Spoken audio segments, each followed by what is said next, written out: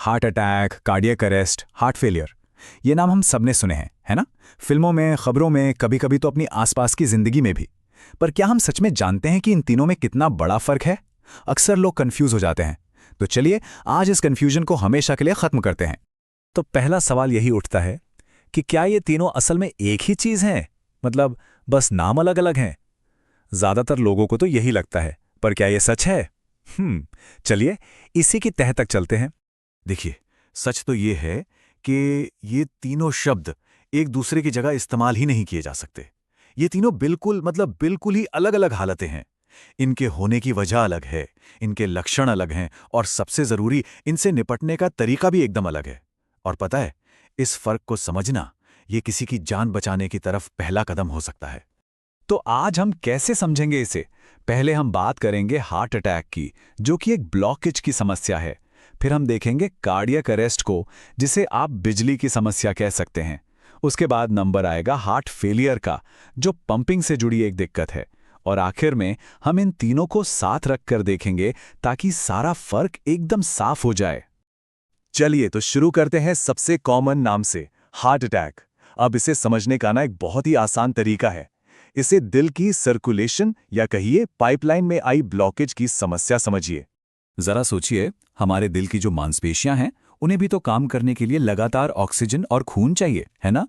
अब ये खून उन तक पहुंचता है कुछ खास धमनियों यानी आर्टरीज के जरिए। हार्ट अटैक तब होता है जब इन्हीं में से कोई एक धमनी, जिसे हम कोरोनरी आर्टरी कहते हैं, उसमें अचानक कोई रुकावट आ जाती है, वो ब्लॉक हो जाती है। और जैसे ही ये ब्लॉकेज होता है, एक तरह का चेन रिएक्शन शुरू हो जाता है। धमनी ब्लॉक हुई, खून का बहाव रुक गया, और फिर क्या? ऑक्सीजन न मिलने से दिल की मांसपेशियों को नुकसान पहुंचना शुरू हो जाता है। और देखिए, ये ब्लॉकेज जितनी ज्यादा देर तक रहता है ना, दिल को उतना ही ज्यादा डैमेज होता है। अच्छा, इसके लक्षण क्या हैं? ये अक्सर वही होते हैं जो हम फिल्मों में देखते हैं। बिल्कुल, छाती में अचानक तेज दर्द या ऐसा लगना कि जैसे किसी ने बहुत भारी वजन रख दिया हो, बहुत ज्यादा पसीना आना और सांस लेने में दिक्कत होना। ये सारे संकेत एक तरह से दिल की चीख हैं कि उसे फौरन मदद चाहिए। और अब आती है सबसे बड़ी बात, एक बहुत बड़ी गलतफहमी जो लोगों को होती है। हार्ट अटैक के दौरान दिल धड़कना बंद नहीं करता। जी हां, आपने सही सुना, दिल धड़क रहा होता है। वो बस खून की सप्लाई के लिए तड़प रहा होता है, संघर्ष कर रहा होता है। और यही वो पॉइंट है जो हार्ट अटैक को कार्डियक अरेस्ट से बिल्कुल अलग बना देता है। तो ठीक है, अगर हार्ट अटैक दिल की पाइपलाइन में ब्लॉकेज था, तो कार्डियक अरेस्ट क्या है? ये दिल के पावर ग्रिड की समस्या है। समझिए कि दिल की बिजली चली गई। ये एक इलेक्ट्रिकल प्रॉब्लम है। देखिए, हमारे दिल के अंदर ना एक कुदरती पेसमेकर होता है, एक छोटा सा सिस्टम जो उसे धड़कने के लिए लगातार बिजली के सिग्नल भेजता रहता है। Tick tock tick tock. Cardiac arrest में यही इलेक्ट्रिकल सिस्टम अचानक फेल हो जाता है, मतलब स्विच ऑफ, सिग्नल बंद हो जाते हैं और दिल बिना किसी वार्निंग के अचानक से धड़कना बंद कर देता है। और इसके लक्षण ये बहुत ही अचानक और खतरनाक होते हैं। इंसान की नब्ज यानी पल्स महसूस होनी बंद हो जाती है, सांसें रुक जाती हैं और वो कुछ ही सेकंड्स के अंदर बेहोश होकर गिर जाता है। ये वो मेडिकल इमरजेंसी है जहां वाकई में हर एक सेकंड की कीमत होती है। तो याद रखिए, यहां असली जड़ इलेक्ट्रिकल फेलियर है। जैसे ही बिजली का सिस्टम फेल होता है, दिल का पंप करना पूरी तरह से ठप पड़ जाता है और दिमाग समेत पूरे शरीर में खून का जाना तुरंत रुक जाता है। चलिए, अब आते हैं हमारी तीसरी कंडीशन पर, heart failure.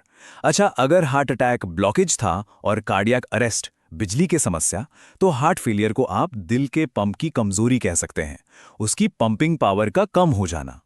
Heart failure, heart attack या अरेस्ट की तरह कोई अचानक होने वाली घटना नहीं है। नहीं, ये एक लंबी, धीरे धीरे बढ़ने वाली कंडीशन है।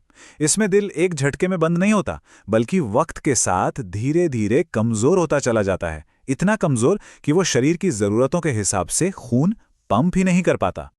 और इसीलिए इसके लक्षण भी अचानक नहीं, बल्कि धीरे धीरे सामने आते हैं, जैसे पैरों में सूजन आना क्योंकि शरीर में पानी जमा होने लगता है, थोड़ा सा चलने पर ही सांस फूलना, या फिर हर वक्त एक अजीब सी थकावट महसूस होना। ये सब संकेत हैं कि दिल का पंप अब कमजोर पड़ रहा है। और यहां भी ये समझना बहुत जरूरी है कि हार्ट फेलियर में दिल धड़कना बंद नहीं करता है। वो धड़कता रहता है, पर बस इतना कमजोर हो चुका होता है कि अपना काम ठीक से नहीं कर पाता। उसकी जो पंप करने की ताकत है वो बहुत ही कम हो जाती है। तो हमने अब तीनों को एक एक करके समझ लिया है। अब चलिए इन सब को एक साथ एक फ्रेम में रखकर देखते हैं ताकि इनके बीच का फर्क बिल्कुल शीशे की तरह साफ हो जाए। ये देखिए, यहां एक नज़र में ही सारी कहानी साफ हो जाती है। बात करें हार्ट अटैक की तो मुख्य समस्या है ब्लॉकेज और इसमें दिल की धड़कन चलती रहती है। अब आते हैं कार्डियक अरेस्ट पर। यहां समस्या बिजली की है और धड़कन अचानक रुक जाती है। और आखिर में हार्ट फेलियर, इसमें समस्या है पंपिंग की कमजोरी और धड़कन चलती तो है पर बहुत कमजोर। तो देखा आपने, तीनों कितने अलग हैं। अगर इसे और भी आसान तरीके से हमेशा के लिए याद रखना है तो बस ये 3 बातें याद रखिए।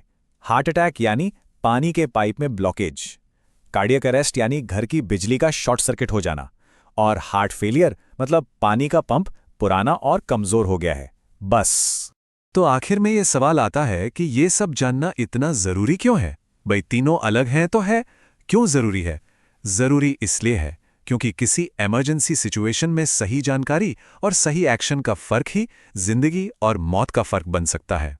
इन तीनों को अलग अलग समझना सिर्फ जनरल नॉलेज नहीं है, ये एक जिम्मेदारी है।